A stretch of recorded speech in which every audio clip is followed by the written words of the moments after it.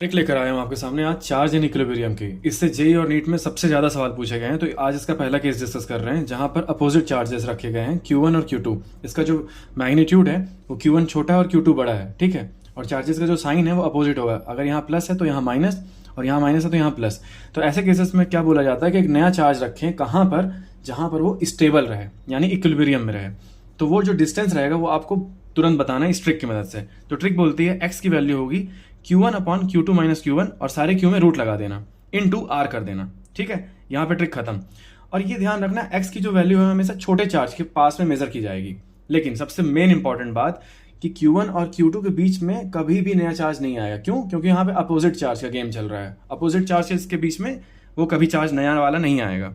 तो चलो इसको एक क्वेश्चन से समझते हैं कि -Q और 4Q वाला चार्ज रखा हुआ है, यहाँ पे डिस्टेंस R है, तो आपको नया चार्ज कहाँ पे रखना है जिससे वो इक्विलिब्रियम में आ जाए।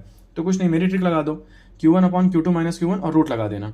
तो Q1 यानी छोटा चार्ज, तो मैं लगा दिया √Q अपॉन बड़ा वाला charge √4Q minus √Q। √Q सारा कट गया, 1/2 माइनस 1 बना, इंटू R हुआ, तो R की वैल्यू x की वैल्यू R आ गई। तो अगर ये समझ में आया तो अगला वाला सवाल आप बताएंगे जहां पर एक चार्ज -Q है, दूसरा चार्ज +9Q है, तो स्टेबल कहां पे रहेगा। That's all.